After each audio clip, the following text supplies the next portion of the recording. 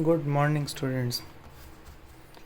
Yes, आज थोड़ा drawing का सेशन है, ठीक है, मैथ्स में drawing. So hope you enjoyed the session. Okay, so so today I want to say about fraction. This is the real meaning of fraction that you have to understand that.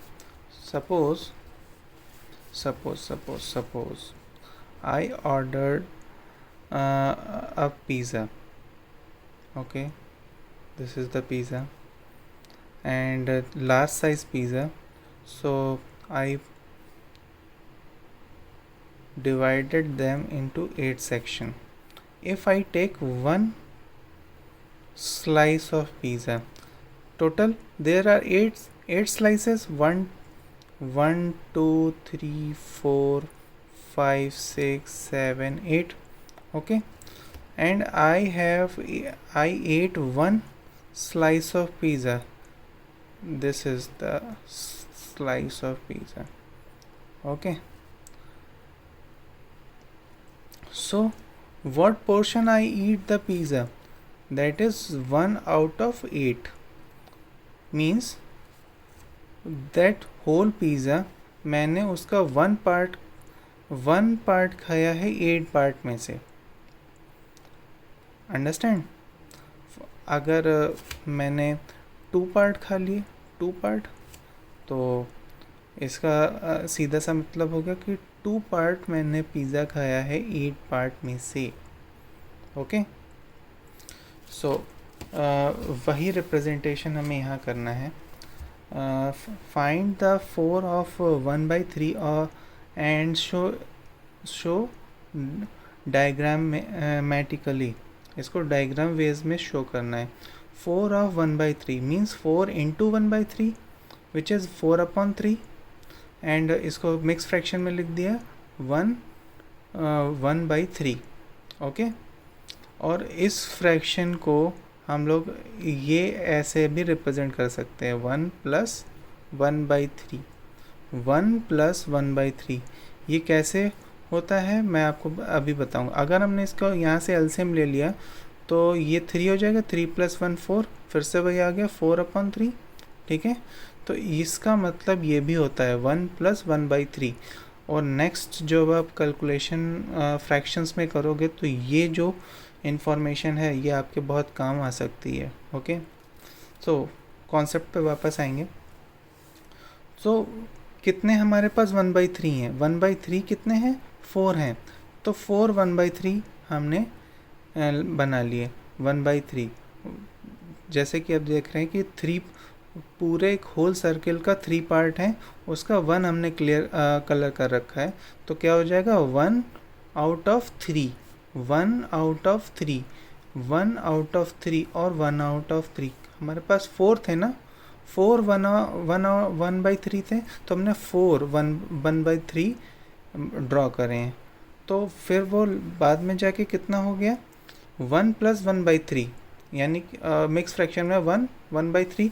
तो एक पूरा circle 1 क्या represent कर रहा है? पूरा circle. तो पूरा सर्किल हमने रिप्रेजेंट करा +1/3 +1/3. तो 1/3 हमने एक और बना दिया. सो ये इसका एक रिप्रेजेंटेशन हो गया. सो मुझे लगता है अगर आपको अभी समझ में नहीं आया है तो नेक्स्ट एग्जाम्पल से आप पूरा समझ सकते हैं. ठीक है सर? तो नेक्स्ट क्वेश्चन पे चलते हैं. Here is the question. Represent 2 of 1/3 diagrammatically.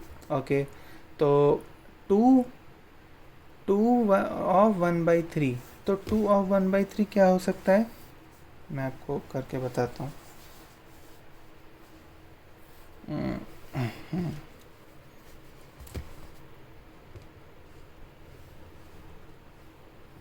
Okay, so 2 into 1/5 होगा, तो ये क्या हो जाएगा 2/5.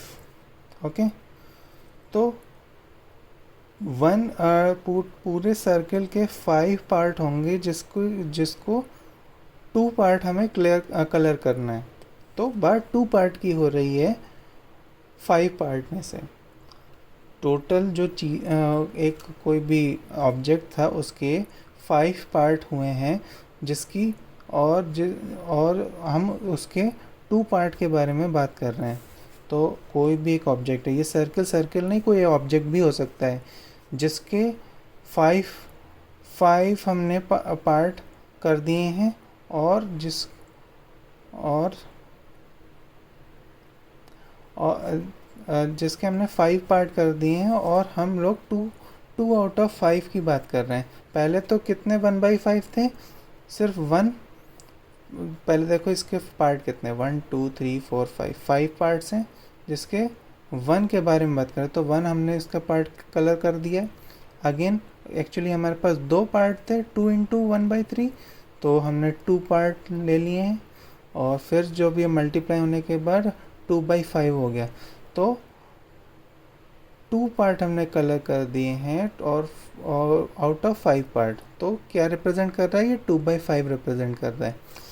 सिमिलर वे में ये Ravi ask to draw 3 1/5 diagrammatically. Okay, 3 1/5, 3 हैं, 1/5 कितने हैं? 3 हैं, तो 1/5 हमने 3 कर दिया है।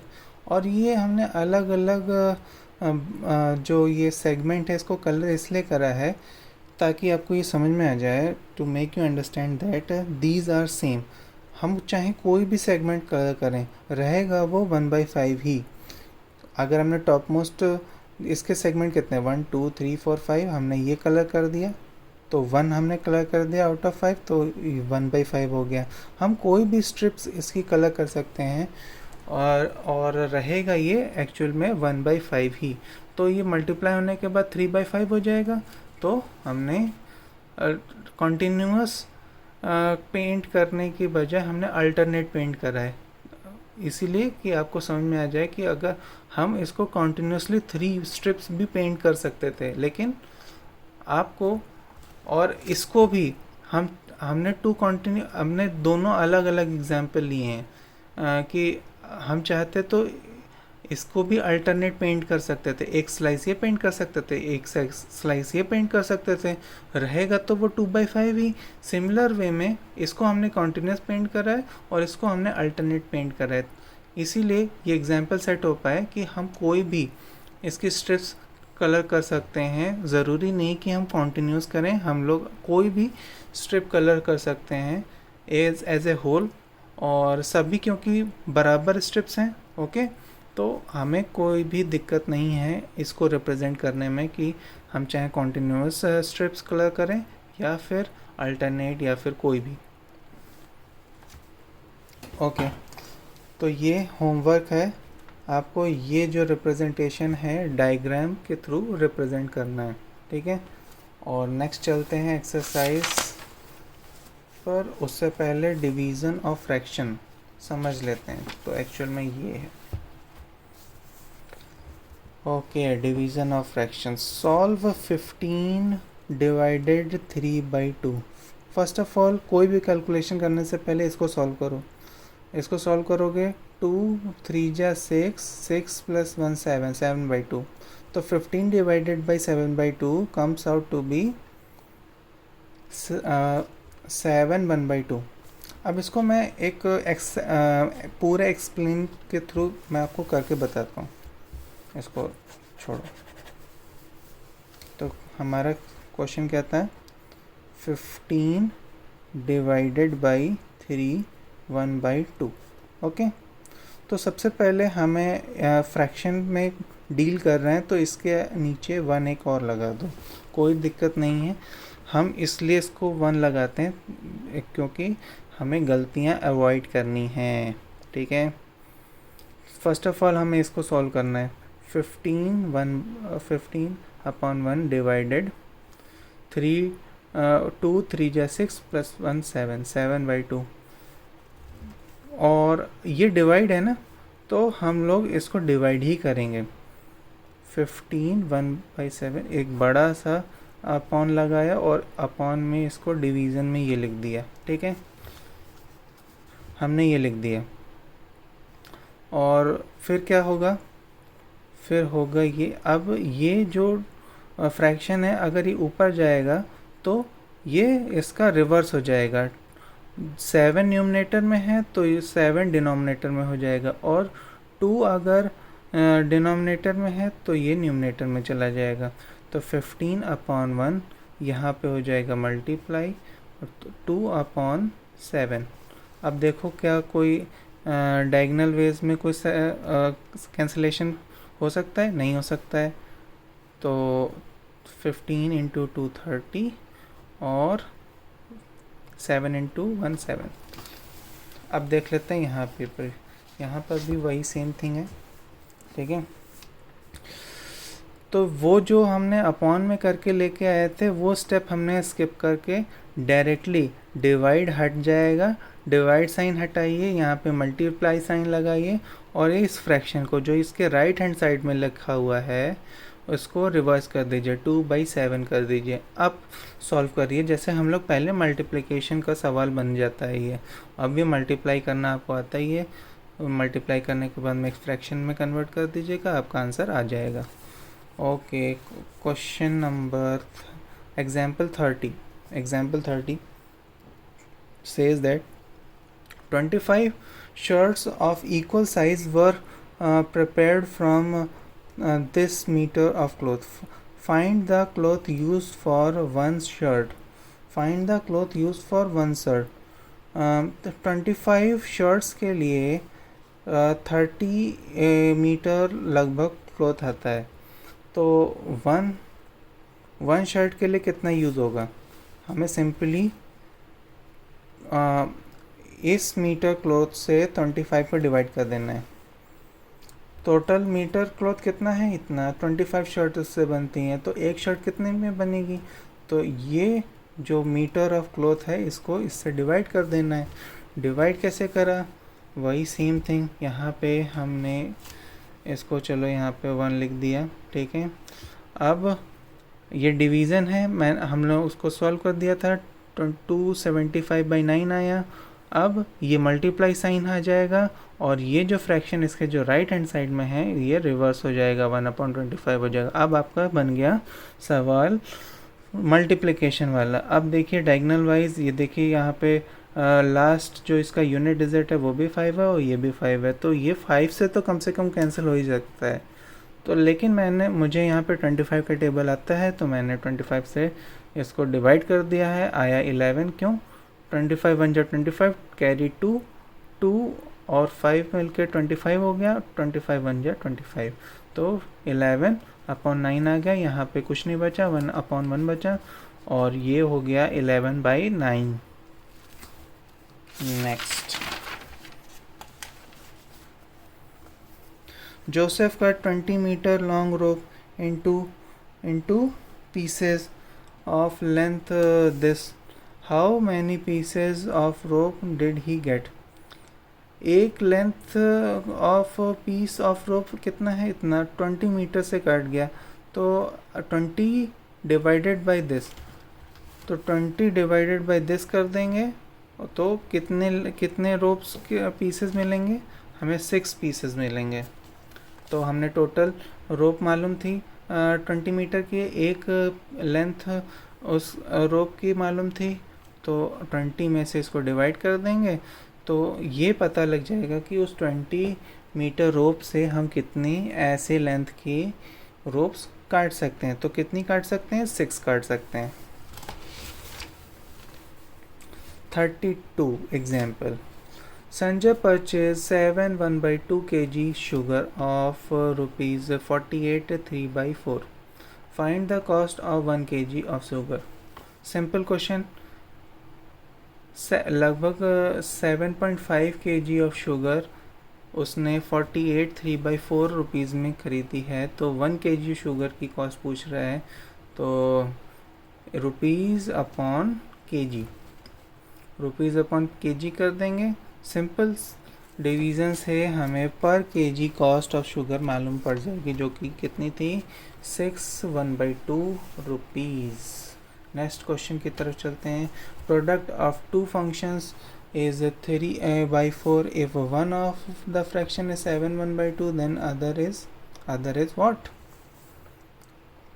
Product of two functions. Okay, product of two functions is 3 by 4.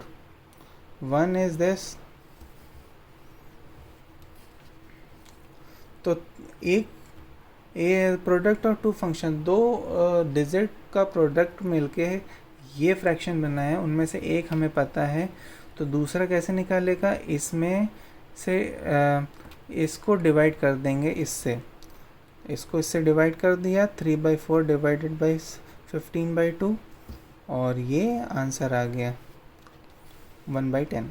तो दूसरा फ्रैक्शन कौन सा था? 1/10। 1/10 से अगर इसको मल्टीप्लाई कर देंगे तो यही आ जाएगा, चाहो तो चेक कर सकते हो।